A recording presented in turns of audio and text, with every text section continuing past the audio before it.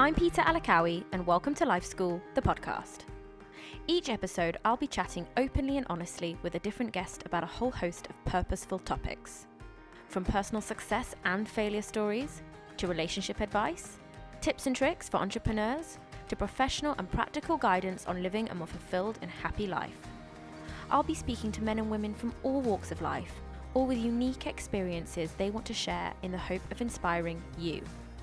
I hope throughout this series you can take away some valuable nuggets of wisdom to help you navigate through life's many twists, turns, and lessons.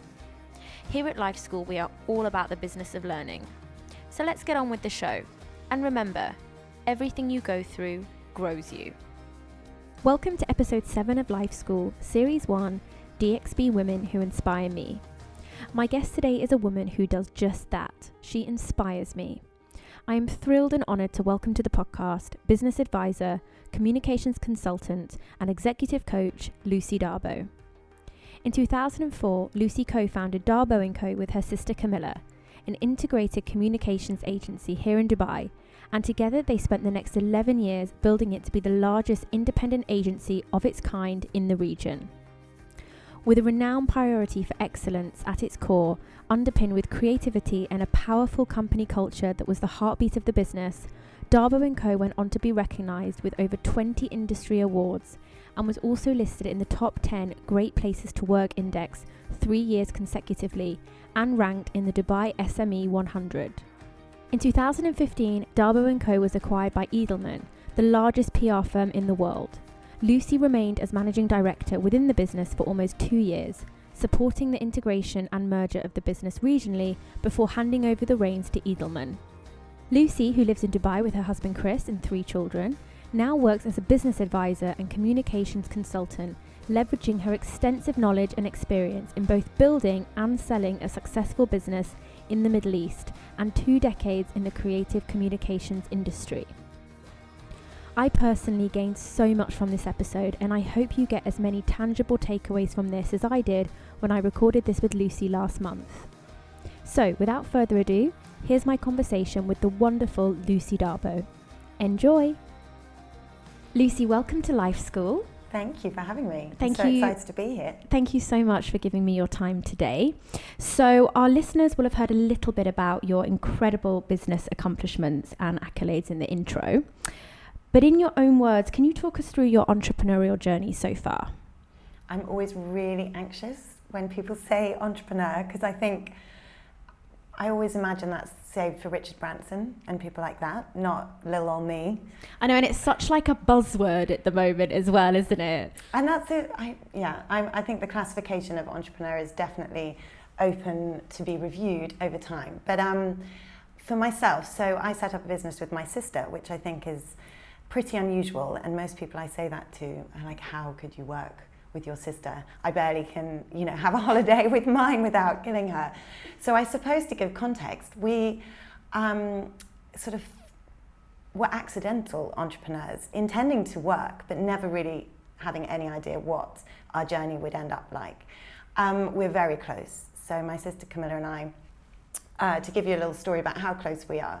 When I was born, we lived in Sudan, in Khartoum, and there's 4 years between us. And by the time I was nearly 2, my mother was just like, why doesn't Lucy speak?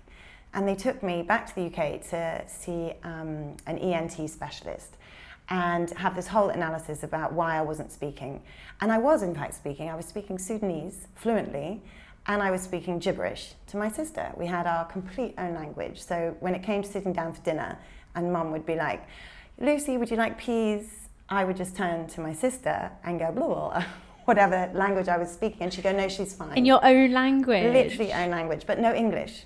So English was never spoken. So the specialist said to my mother, she speaks perfect English. She's just choosing not to use it. So it probably says a lot about me, the fact that I chose not to communicate with anyone except my sister. That's amazing. So bizarre. But I think that's a real insight into Camilla and I's relationship from a very early start. So when I relocated to Dubai, my background was marketing and events, and her background was advertising and finance.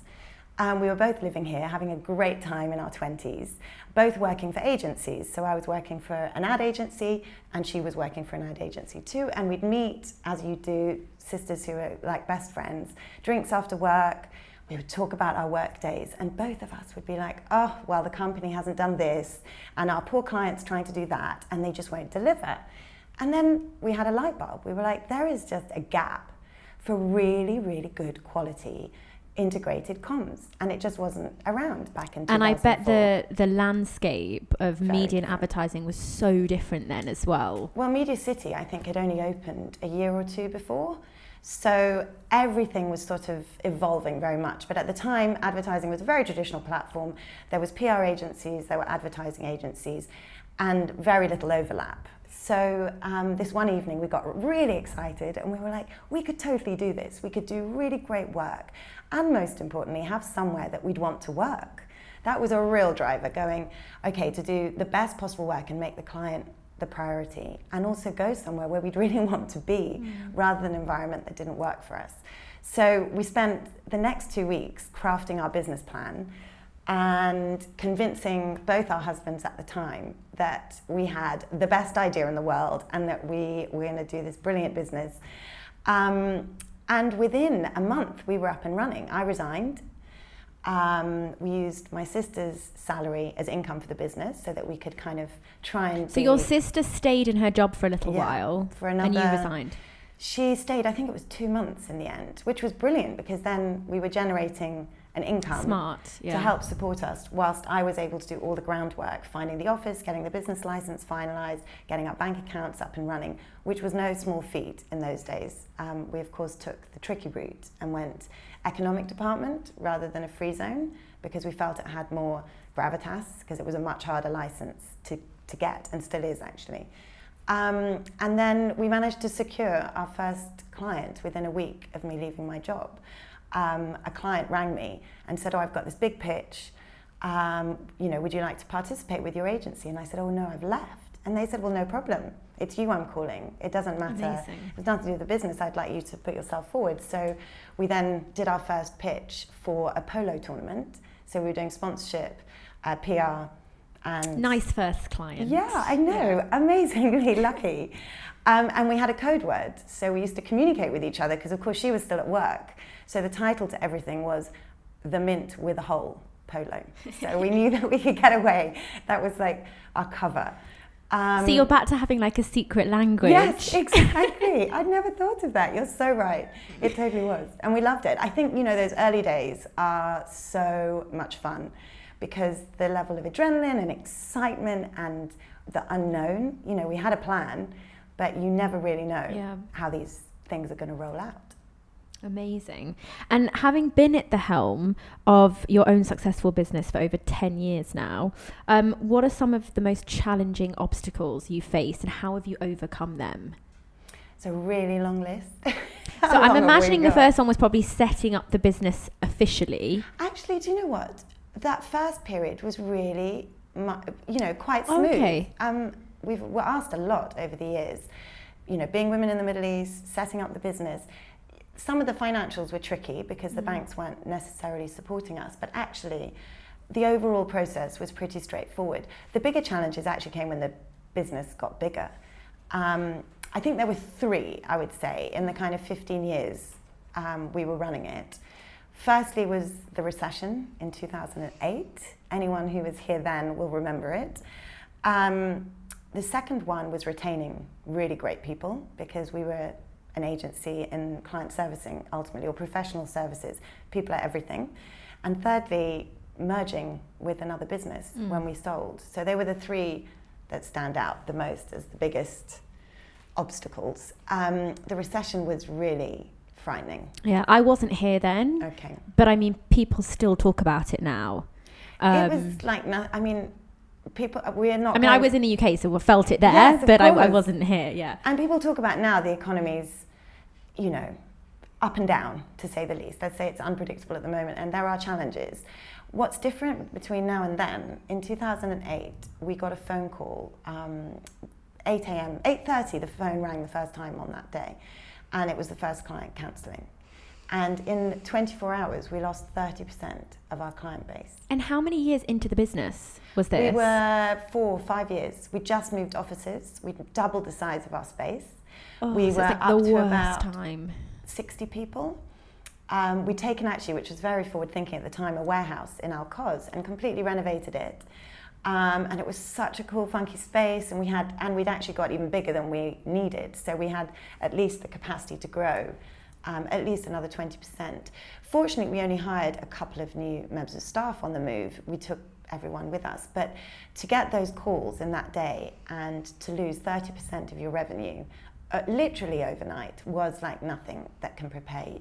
Because I think the one thing people don't talk about enough as an entrepreneur or business owner is the responsibility that you hold, that you're carrying the weight of 60 people on your shoulders, that, you know, each of those people have family members that rely on them, children, husbands, grandparents. Absolutely. There is, you know, and they've got their own mortgage payments or loan repayments or car repayments or rent. The repercussions. I was actually last night watching a documentary about the Thomas Cook downfall, and they were interviewing families that had obviously been let go, and I just, it's such an enormous responsibility. And you really feel the weight of it. Yeah. On days like that particularly. I mean, how did you cope with that? Well, I have to say it was a really dark period for both Camilla and I. I mean, the personal struggle, because as I say, that responsibility which we'd held already for almost 5 years, very happily and comfortably within reason, put under such enormous pressure. It actually was the opportunity to really be quite creative. And I think that was the great learn from it. It was such a big obstacle, but what it actually gave us was some of the best business lessons we learned. And the main one that came out of it was actually how transparency and collaboration is not something to avoid, which so many businesses do. And we really lent into our team and we pulled everyone together and we were just like, we can't hide from this. We have to just face up to it as a group, and collectively we can work through it, because Camilla and I are not going to be alone trying to do this. If we all want to succeed, we need to do it together. So we brought everyone together and we literally had no option but to say, look, we either have to let people go to help fund, because we had such dramatic loss of income, or what we can do, and we ran all the numbers loads of different ways, was do a voluntary pay cut across the whole company. If everyone took 10%, that meant everyone could stay employed. And that was kind of our encouragement of saying, look, we would much rather keep the team because we know we'll ride through this. We believe in all of you, we believe in us. The storm will, you know, things never last forever, but we need to find a way to make sure we can all get through it. And how did your team respond to that? Because here, obviously, your job is tied to your visa, everything is tied to your visa. So you want to, if you found an amazing company and you love your work, you want to stay there. So how was the response? Amazing. That's what was so brilliant. Like, we always knew we had this amazing tribe, and that was so important for Camilla and I, and probably because we're sisters, we'd always had this family environment where caring for one another was a priority across the board. So the response was overwhelming because everyone was friends and everyone was family. So knowing that your small sacrifice ensured that your colleagues and you could all stay. But furthermore, we also were really open about the numbers, and we had regular company meetings like, this is where we're at. This is the reality. However, this is what we need to do together to get back to here. And once we get there, business is normal again.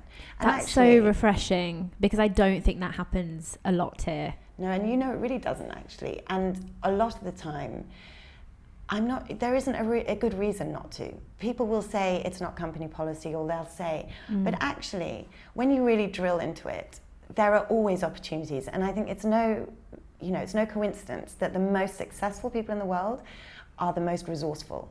Because actually, success is about being resourceful and resourcefulness and using everything around you to find a way through a challenge or an obstacle. So that was a huge one. And it also led on to recognizing how important a company culture is, the values that you operate within, and how all of those things stepped up to support us through it. It always surprises me here, because it's quite simple, really.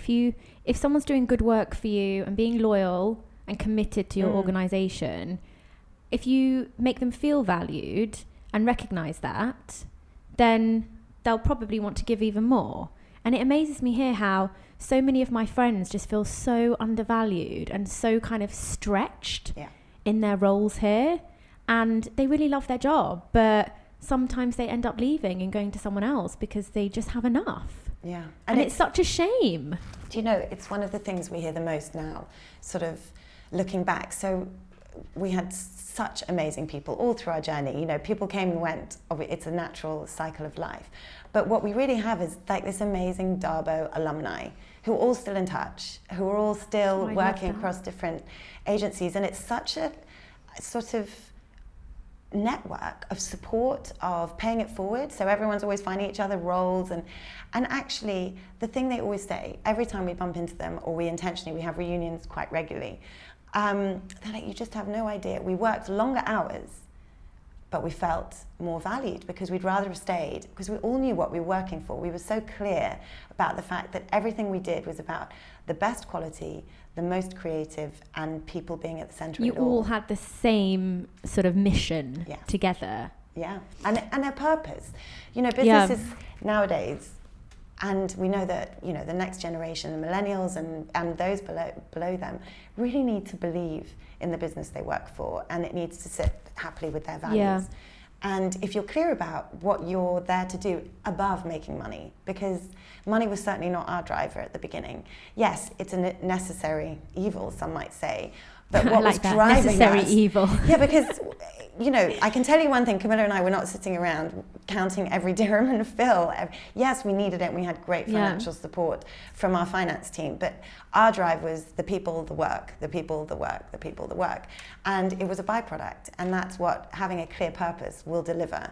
If everyone knows what they're driving towards, the money will be a byproduct. Success, financial success will come. It will come. But it won't come if that's your only focus, because staring at a spreadsheet and trying to drive towards a large, you know, P&L number has never delivered results. So we've touched on resourcefulness and purpose. What would you say are some of the key factors that go into building and selling a successful business here in the Middle East? Yeah, I have to say a lot of factors, but what an interesting learning journey it was going through that process, because both Camilla and I were very particular about how we set up the business. We're both very organised and process driven, which has helped us enormously, because we didn't know when we went to sell the business what we needed to have in place, which is one of my great passions now, is the fact if I knew then what I know now, how different life could have been. Isn't that always the way? And did you always intend on selling the business? No. Okay. To be totally honest, when we set up the business, I don't think either of us thought what was going to happen 10 years down the line. We were so in the moment and in the work.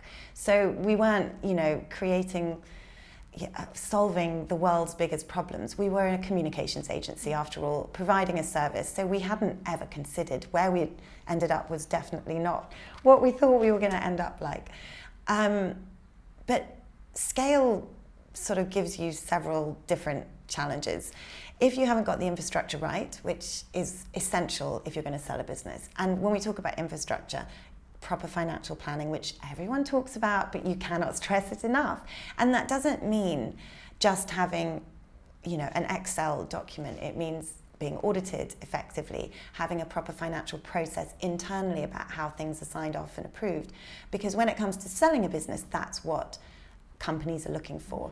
A multinational won't take risk on a sort of unformed entity. They need to be reassured, because in this day and age there is so much smoke and mirrors, and companies are held to such a high standard, rightly, that the kind of businesses they can invest in need to live up to those standards. So the kind of operational infrastructure is really, really important. And people think it's really boring and unnecessary, but actually they need to know that there are job descriptions and there's a proper HR function in place, and all of these essential, you know, pillars which make a full round business. I know that you're a business consultant now.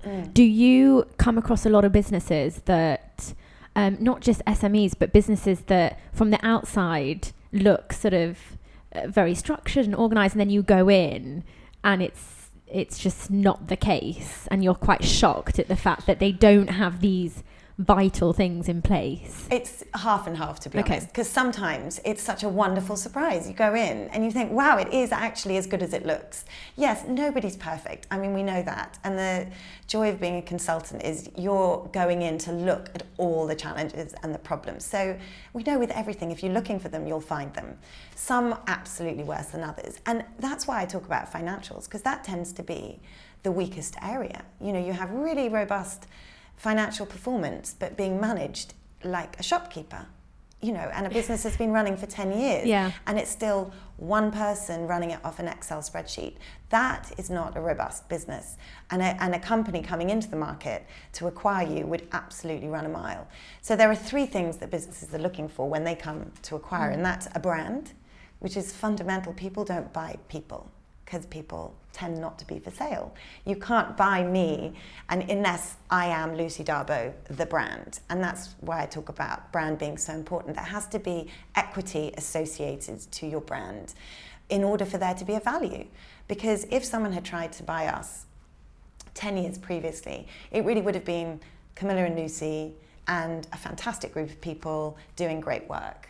But actually, over the more than a decade later, we had a recognised brand equity in the market as the leading consumer integrated comms agency with awards, you know, award recognition for the brand, with a huge cross-section of talented people, senior leadership team in place. So it was no longer Camilla and Lucy. It was actually d'Abo & Co. who had its own brand equity. That's so interesting, because people always bat around that saying, people buy people. But you're right, it's about building that brand. Yeah. And yes, you are the people behind that brand, but it's what your brand identity is and what that we actually developed. Is important. Absolutely, because ultimately, if you buy me and I choose to go, oh no, you know, I've just been dreaming about living in Switzerland and, you know, hiking. I'm off now. Yeah, I'm off. Then what happens? Oh yeah, I've just spent all of this on it, and then everybody leaves. And so that's why it's so important, because yes, of course you can technically buy people, but for a business to invest, that's a very precarious investment. Whereas actually investing in a business that is robust and has longevity and has brand equity, and I specifically talking about professional services too, because we're really people, we don't have a product. Our product is our service, so that has to be really robust. The second thing is, like I was saying about the people, you have to have a solid plan and a succession plan, because if a company's coming in and sees only the owners and the founders, then there's a huge risk associated to that. In the same way, building a brand around just the person, if you have an infrastructure of the business is around the one owner, two owners, three owners, and then it's a huge drop to very executional operators, that means that they really would need to have the owners committed to the business for at least 5 years. Yeah, it's the same thing, isn't it? What happens if they have a baby or they decide to relocate? It's a worry. It is a definite worry. So having sort of the fundamental business infrastructure in place, having a strong brand equity and having a succession plan will stand you in the absolute best stead when it comes to selling. Thank you for that. No problem. What's been the biggest lesson you've learned in business so far? What goes around comes around. Amen. Karma. Yes. I mean, so simple, but I have very strong integrity, and, you know, ethical behavior was something at the core of our business. You know, go to bed at night, sleep peacefully, knowing you've done the right thing.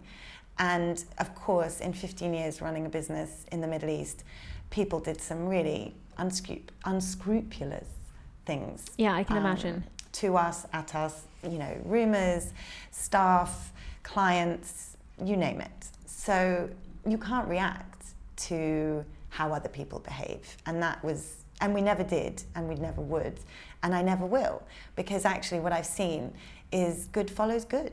You know, if you're true to yourself and you're true to your values, then those around you that try and interfere, and you've got to stay focused on what you believe in, what's true to you. Yeah. And they can do what they need to do, because what goes around comes around. And I feel like here it's like a village. I mean, it's just so small. Yeah. That I found, even for me, when I've been working with clients and, you know, the agreement comes to an end for whatever reason, I never ever burn bridges or and I'm just, you know, a freelance consultant, it's just me. But I think, no, because they then might open another business and 2 years down the line, we might end up working together again. Or even if someone's done something that I really is not comfortable with me, I try and remain as sort of neutral as I can because, it's that what goes around comes around. But it can be hard sometimes. It's a conscious effort. 100%, because, you know, we're all natural and we have emotions. But, you know, staying focused on who you are and controlling who you are and what you do is the only thing you can control. We can't control the economy. We can't control force majeure. We can't control other people. We can only control our own behaviors, our own reactions, and our own emotions. And yes, we can ride through how frustrating. I mean, gosh, all the emotions, the emotional roller coaster that we went through, the ups and downs, the deep hurt, huge celebrations, chronic sadness at times. Yeah. But ultimately, you just have to keep plowing forward because you're clear about where you want to go and what you want to do. Did you see a shift when social media became more prominent, WhatsApp? Did you see a shift with your clients in terms of sort of boundaries? Yeah. Because I feel like even I've been freelancing for 5 years now, and even in that short time, I have seen such a shift. And I find that one of the hardest things. Yeah, is setting personal boundaries. Yeah. And I know you're a coach as well, and I'm actually towards the end of a coaching course. Oh, fantastic. And part of the coaching course is the coaching agreement and putting those boundaries in place. And that's been really helpful for me because I often in the past haven't done that. And have you found that quite challenging? Yes. Because of things like, you know, WhatsApp, it's just, you know, any time of the day, you can just ping a message. I know what I was about to say. I think WhatsApp is the most recent for sure because there is a level of invasion of your personal time that is unavoidable because it tells you what time you last looked at it, whether you've read it or not. It's a form of communication that we've never had to contend with. But boundary setting is a really important aspect actually, and certainly when you're in an agency environment where clients are paying you for a service, often believe that because they're paying you, they have you 24/7.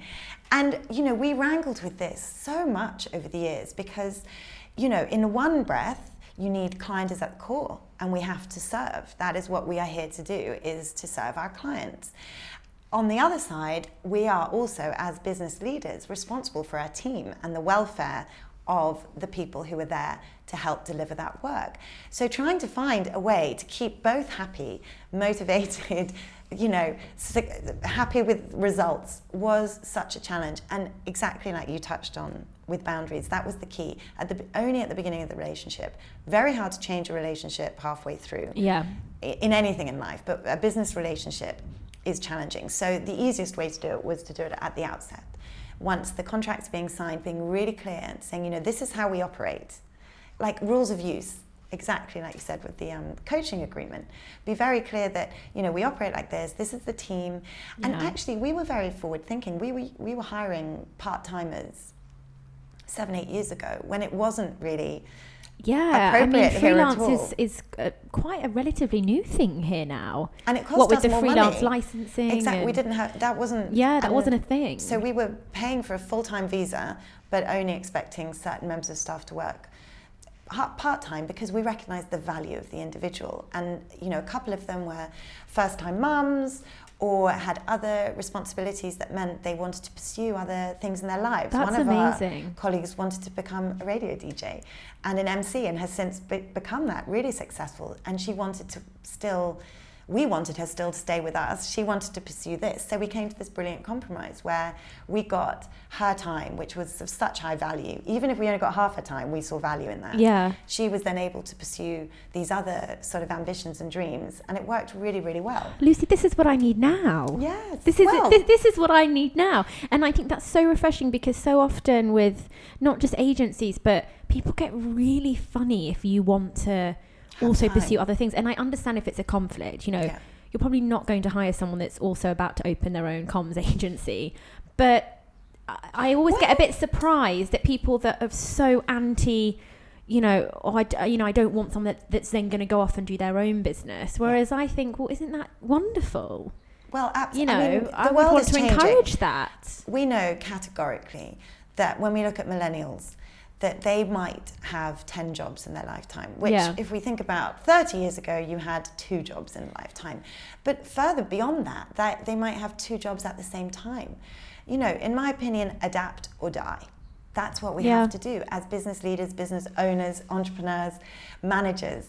We have to adapt the way the world is moving. And the way the world is moving is flexible working in whichever shape or form we see that. In fact, a great friend of ours who used to live in Dubai, do you know Mother Pucker? Have you heard? You must go and have a look at her handle. Her handle is Mother Pucker. And she has single-handedly... I'm going to look at her straight after this. She has spearheaded flexible working in the UK, and she has done the most phenomenal job. She's been in the Welsh Assembly. She has been well documented across British media for pushing the flexible working agenda. And not flexible working for mummies, flexible working for everybody, because everybody deserves the right to be able to pursue their career, but also have the flexibility to do childcare, to look after a sick relative, to pursue a dream of being a professional dancer or a DJ or a... And so often you can do so much work, remotely from other places. There's lots of things you can do where you don't necessarily have to be in an office from 9 to 6. For sure. And I just think it's definitely more up and coming here. I'm seeing it more and more. Yes. And the government is definitely supporting it. Definitely. For sure. Even with the new DED trader licenses. It's much more affordable now. But it is still...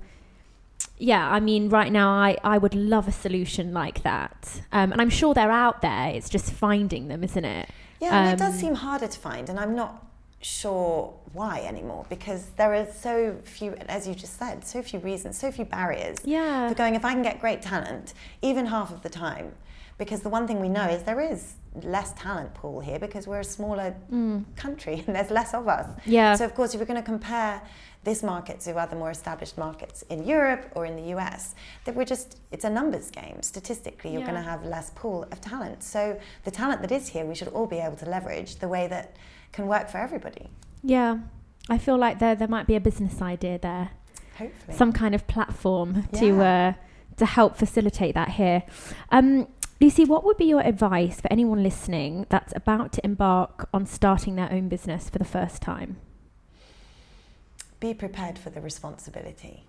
I really feel when I talk to a lot of people who are about to start out that, and it's natural, people are so excited about their business idea and so motivated and so galvanized, and the passion is brimming over.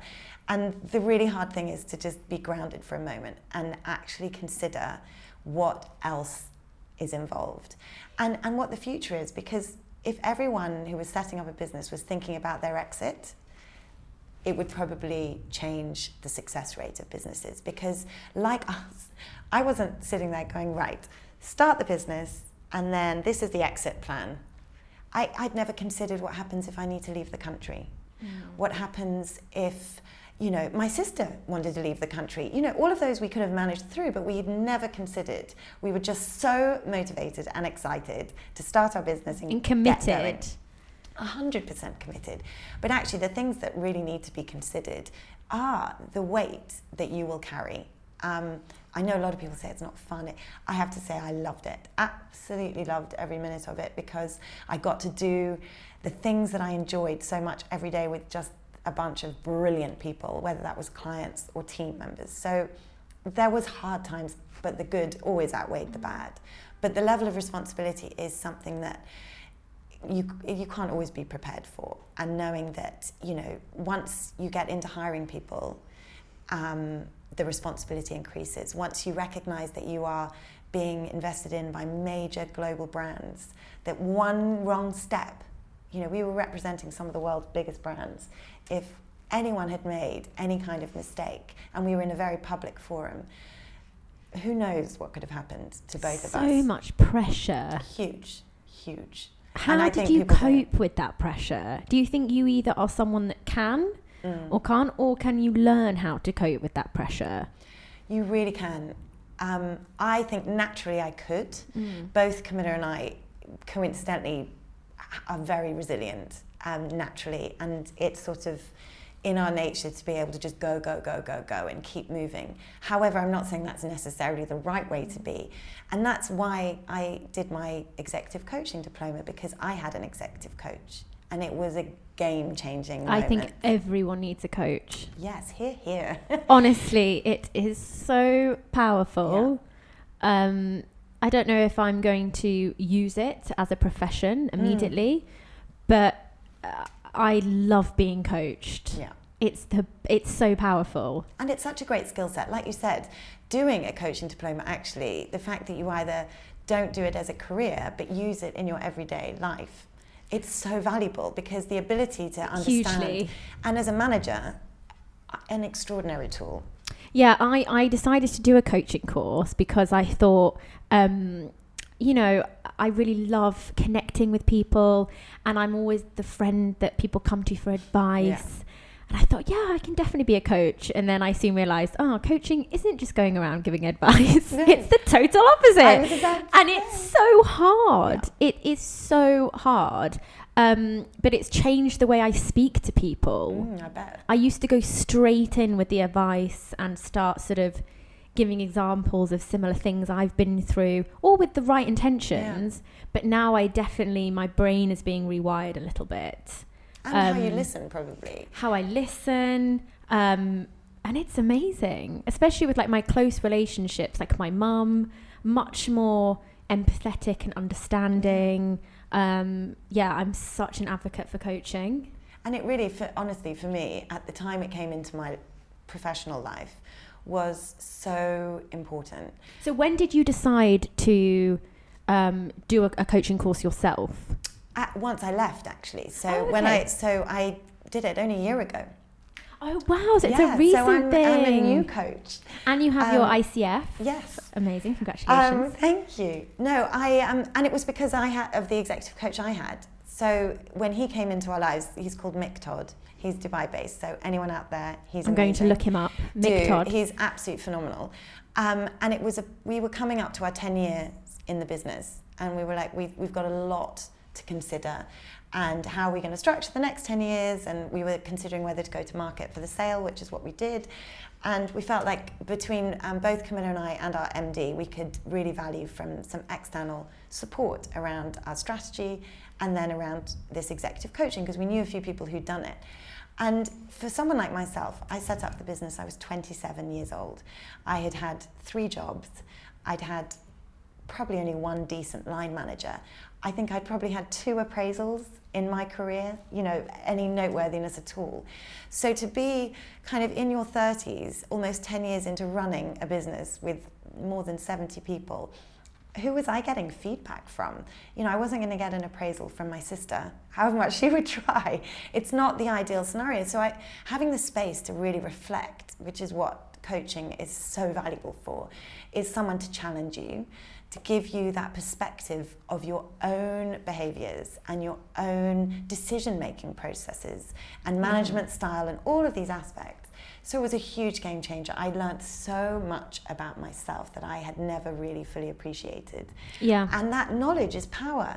And once you know that about yourself, once you know what you're really, really good at and really what you're not very good at, is so liberating, and just transformed me into a much better leader, a much better professional, and opened my eyes to so many more opportunities that I had never given myself space and time to consider.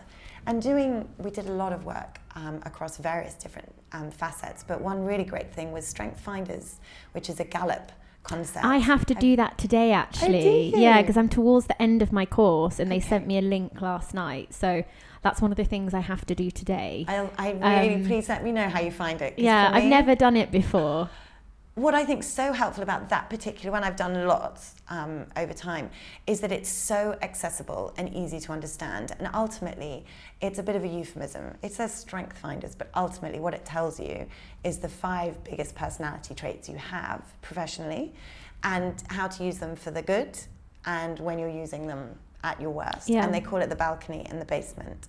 And me at my balcony in all my strengths, powerhouse. Me at my basement, in all my strengths, not so good. Yeah. But So, that's like anyone, isn't yeah. it? I mean... But it's brilliant to have that understanding. And awareness. Yes, and I because think without if that- anyone could go on a course just for your self-development, it's so eye-opening. And that's one of the reasons I'm now at a crossroads, because I've just gone through this sort of like transformation over the past 4 months, and now I'm just looking at what I'm doing thinking, oh, is this what I want to continue doing? What are my values and beliefs? Yeah. What do I really want to do? So it's really, it's very life-changing. But unless you do that work, it's almost, I feel like before the course I was quite unconscious to certain things in my life. And it's like now I've just been woken up. That's amazing. And it's so uncomfortable and frustrating, and I'm so impatient with everything, but I'm like, I'm so glad this is happening, because imagine if I hadn't have done this and I just sort of continued cruising along. So yeah, maybe I'll get some sessions in with you myself. Love that. That would be such a pleasure, because actually seeing people, you know, being part of someone's journey is so rewarding. To see the light bulb moments happen where they're like, The aha moments. Yeah. I get it. It all makes perfect sense. Yeah, my coaches love the fact that I can't hide my haha moments. So in the sort of face-to-face seminars, I had so many light bulb moments where I was like, oh my God. And they're like, Peter, what just happened there for you? I'm like, oh my God, I've just realized something huge. Like, what? Yeah. I think that's why I'm so passionate about it, because if I'd had those light bulb moments 5 years ago, 10 years ago, how different my journey could have been. Yeah. And I don't do regret, so don't misunderstand me. I'm not wishing to go back and do it all over, but just to know that you could help facilitate others to have that amazing level of awareness, to just open up your whole... Yeah, it's incredible, Yeah. but you have to also be ready for it. Yes. Yeah, no, it's absolutely, because you can't coach someone who doesn't want to be coached. They No. have to be... And I'm sure you've experienced that as well. Yes. People coming to you thinking it's something quite different. Well, the great thing is I get to do both. So, of course, coaching is not about giving advice, as you rightly said, is actually being part of someone's journey and working with them and challenging them and asking the deeper questions. Whereas I also do business mentoring and the advisory piece, which is very much come in, you've been through it. Because actually that's one thing I've really seen. But that's your area of expertise as well. So you can consult and mentor on that. Whereas, as you know, with coaching, you don't have to be an expert on the actual content. And actually fun for me to be working with people who have nothing to do with my industry. Much more interesting to just see this, world, because I'm so curious about people and about, businesses, and which is why I love doing both those things, because it completely fulfills that passion. Amazing. Oh, I could talk about coaching all day. But Lucy, what does being an entrepreneur mean to you?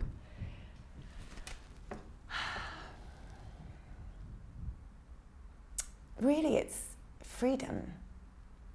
That freedom to be completely courageous and do what's true to you.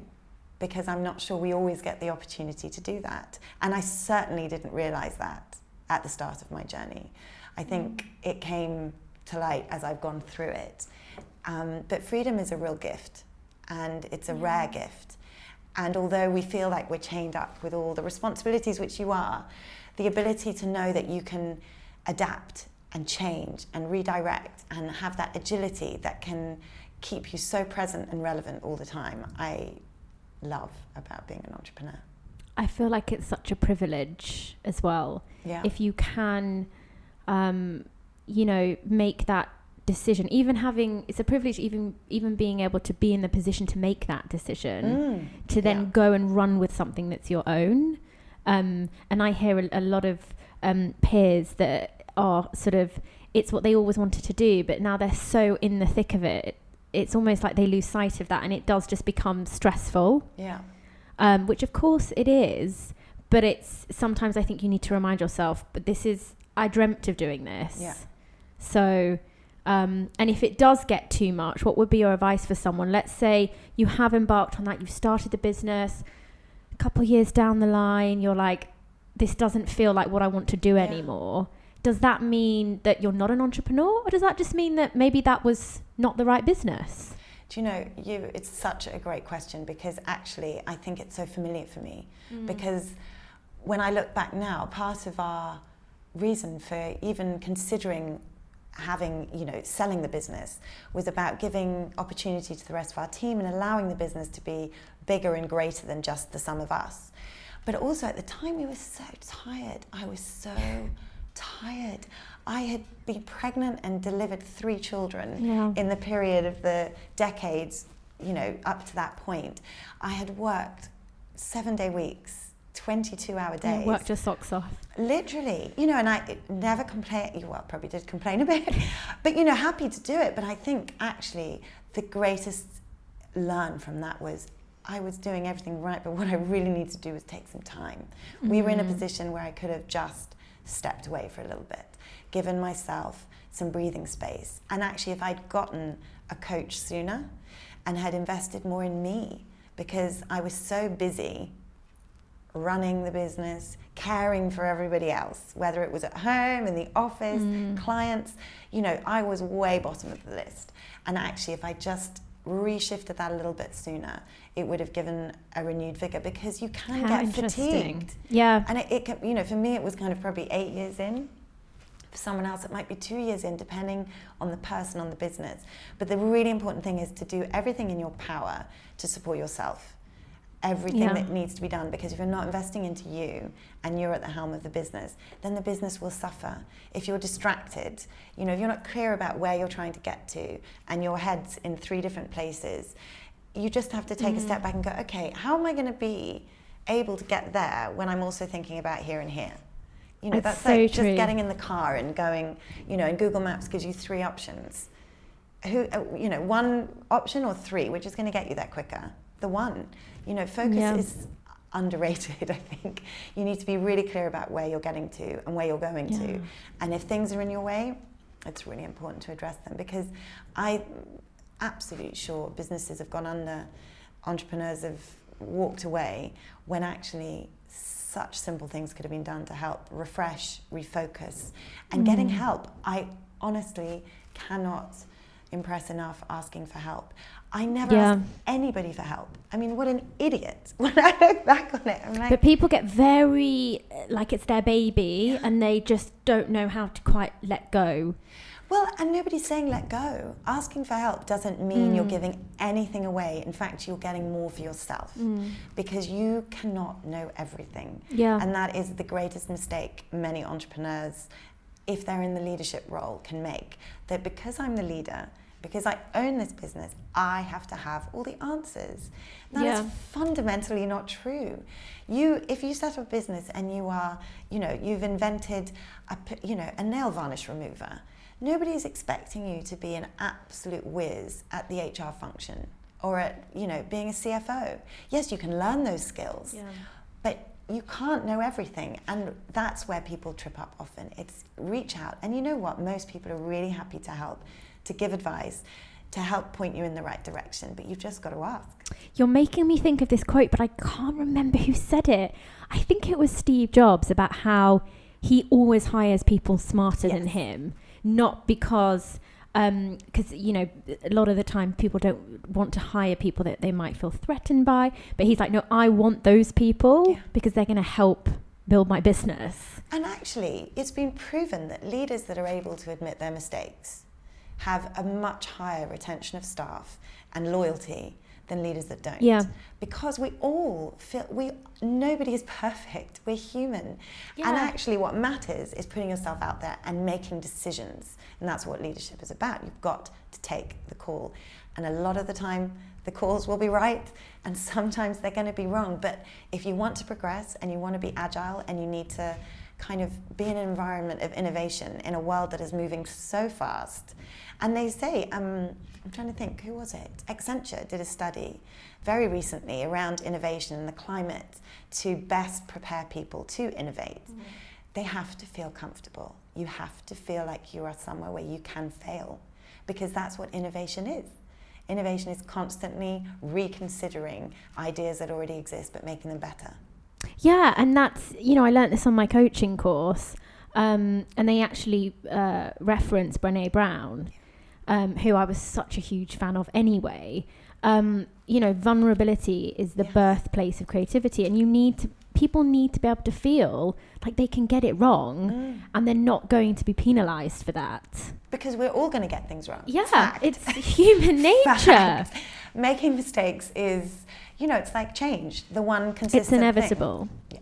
Yeah. So before we do our quick fire round, I just want to ask you, do you think anyone can be an entrepreneur, or is it something that's sort of like inherently within you? I really think anyone can be.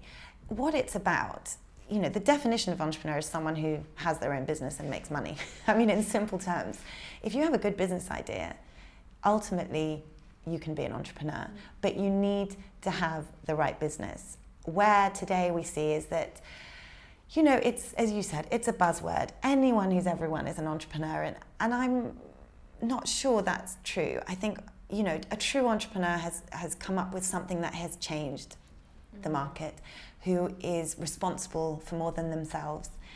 There has to be some meat behind it. You can be self-employed.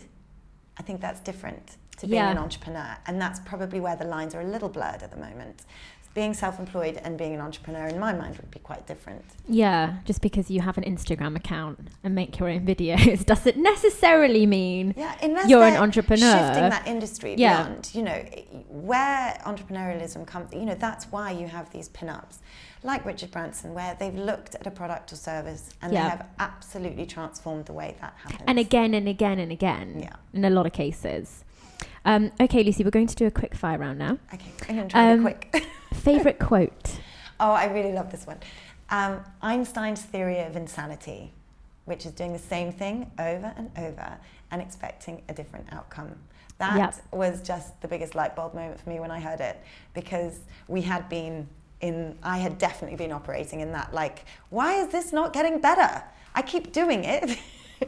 Got to change how you do it. Yeah, and that can apply to all areas of our life as well. Yeah, absolutely. Best piece of life advice you've ever been given?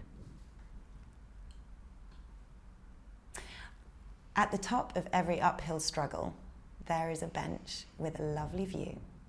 And I really believe that. I think life is a cycle, like an economy. You have really, really low periods. Yeah. You have recessions where it's unbearable, but then you have huge highs where prosperity reigns. But nothing stays the same forever, and everything's a cycle, and the good will always come.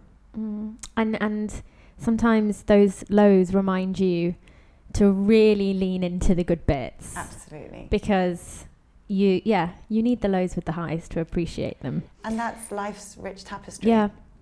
Favorite tool or app for helping organize your life? I'm so old-fashioned. The blackboard in my kitchen. Nice. Because we run a crazy house. 3 children. Yeah, 3 kids. 13, 11 and 8, plus myself, my husband, the dog. It's just a bit of a madhouse. Everyone's got a different schedule. Yes. And I find the whole thing so hard. And of course, couldn't live without my iPhone and my calendar. But actually, things change so quickly. And the blackboard has saved my bacon day after day. Good old blackboard. Yeah. Biggest pet peeve when it comes to business? Do you know? Can't bear it when people don't respond to emails. Which, ironically, I think I did to you. So my bad. I think I was really slow. No, but you were away. But then you came back to me and said, "Oh, I'm sorry for the late reply." But I just think I've never understood that. If you were stood in a room with someone and they talked to you, would you just ignore them? Yeah. But yet people think it's perfectly acceptable to just not respond to emails. And it used to bug me when we were pitching for huge business. We've worked weeks and weeks and weeks. And you send it, you don't even get thank you. Yeah. You received it. Especially when someone's asked you specifically to send something by a certain time. Yeah.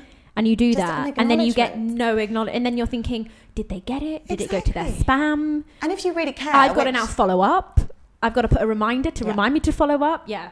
I mean, I'm big on manners. I think, good old-fashioned courtesy is a really important, professional and personal. I'm the same, and I get people emailing me their CVs thinking I'm like a big agency, and I still reply because I don't. If you're sending out your CV, I don't want you to think you've probably sent it to 100 people, but it's nice just to have that acknowledgement. I've received it, thank you. I'm not looking at the moment, but I hate that. And some people I've emailed over the years and I've just never heard from them. It's like they ghost you. Think, how do they do business if they just never replied to their emails? Very odd. Well, it to me, it says a lot about the person that other things are more important than you. Priorities. And I think that's a real shame. Most important life lessons so far? Well, I think I mentioned it. What goes around comes around. The karma. I really believe in it. It's so simple, isn't it? But I just think... Well, you say it's so simple, but a lot of people don't get it. Yeah. So it sounds simple. I've worked on it, but I think life has delivered it for me. There's been so many moments where I could... But I'm not a confrontational person anyway. But I could have done so many things and have always taken the moral high ground. And it has worked out for the best. Yeah. And equally, when you really put something out there, you can sort of feel it coming back. Yeah. And my mum's always said that to me.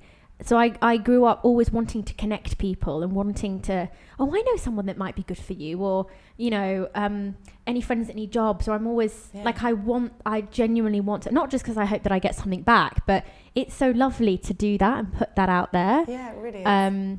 And you feel it, because then when someone does that to you, you're like, oh, that's nice. Exactly. It sort of like comes full circle. What goes around, 100%.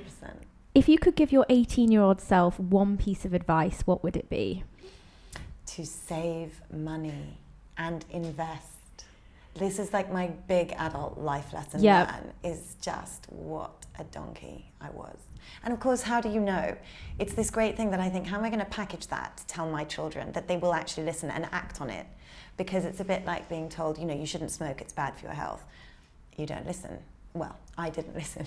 Do you know what? I think that was my lesson last year. I learned the hard way, but I learned that credit cards, I can't have a credit card. They're really dangerous. Yes. And they should teach this in school. And by the way, you've just preempted, financial literacy programs should be rolled out through school and university. And I really, because I'm an intelligent human, very capable, but understanding of getting through university and coming out the other side, but then even into, when I started earning, understanding that to save, but also invest, because saving alone will not help your future. Learning to invest, I think there is a huge opportunity to educate both you and I and everybody else, that we're all thinking we need to rely on other people to do it for us. Yep. And actually I'm going through the process myself now, learning the whole process myself. Well, you just don't know. And you can't, if you don't know it, you can't do it. And there's so much mythology around it that it's because, you know how people used to be around technical and digital and programming, it was like dark arts, nobody understands it, so you just let someone else do it. And I really think there's a stigma around investing, individuals investing, rather than relying on a financial advisor and all of these other... I'm still very much of that. I've managed to get my head around how credit cards work. I don't have credit cards anymore. I got myself out of debt. Done. I learned the hard way, but it was such a valuable lesson. But I'm still of that mindset that, investing is for rich people. Exactly. And I'll never earn enough to invest. Exactly. I know that's a self-limiting belief, but it's that sort of like investing. Well, that's for people with millions. That's Warren Buffett, right? I can't even save, but also, and I don't know who said this, but if you can save 100 dirhams, then you'll be able to save 100,000. Yeah. So you need to be able to, it's a discipline, and it's one I haven't learned yet. Book recommendation for you, Andrew Hallam, Expat Millionaire. Okay. Tells you the whole story, and about how if you invested $1,000, compound interest and the whole, and it in layman's terms. Yeah. It's very, very liberating. And I wish if I'd done it, 10 years ago, but again, it's never too late to change. It's never too late to start a new habit. So, but if I had done that from 18, I know. I might be on a yacht in somewhere fabulous. I know, but money is so funny. Oh, good. And you're a poet. Sometimes it depends on, like, you're very conscious that you're going to teach your children. I think it depends on your role models as well growing up, sort of how their relationship was with money. That can sometimes rub off on you. Yes. And for sure. Money is like something I'm still figuring out. Money, value, worth, it's all a big sort of, I'm very much in the thick of that. And it is, like you said, I would love, I don't know, maybe that's something I should spend more time on, supporting a way to get that knowledge out. Because I honestly think the education system doesn't do enough to support. I don't think it does anything, does it, in terms of money management Nothing. Or what is interest? And especially here, not so much now, but it used to be that they call you up, offer you a credit card, and you just get it. And the monthly repayments sound so small, and you just think, brilliant. Yeah. And it's just, it's so dangerous. I know. Okay, Lucy, last question. Okay. What do you know for sure? What do I know for sure? That's a great one. I'm sure, and I had an answer. All worked out. Where there's a will, there's a way. Because ultimately, going back to resourcefulness, actually, I've never been faced with a problem or obstacle or opportunity that, given time and a bit of creative thinking, couldn't be overcome. I love that. Yeah. I think resourcefulness is the word Yes. for this episode. I love that.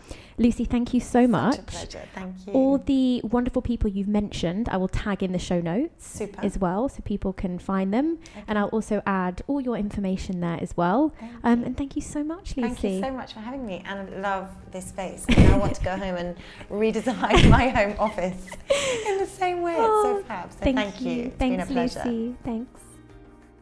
Thank you once again to Lucy for all her incredible knowledge and insights. You can follow Lucy on Instagram at lucyd'abo, and you can also contact her via LinkedIn. Links to all Lucy's pages can be found in the show notes below. As always, if you'd like to find out who my guest will be on the next episode of Life School, please do follow us on Instagram at LifeSchoolME, where you can keep up to date with all our news and find information on all our amazing guests. And finally, I would be so grateful if you could show some love and please rate, review and subscribe to Life School ME, the podcast, to help us reach and hopefully inspire more listeners. Thank you for listening to Life School. Conversations to inspire action.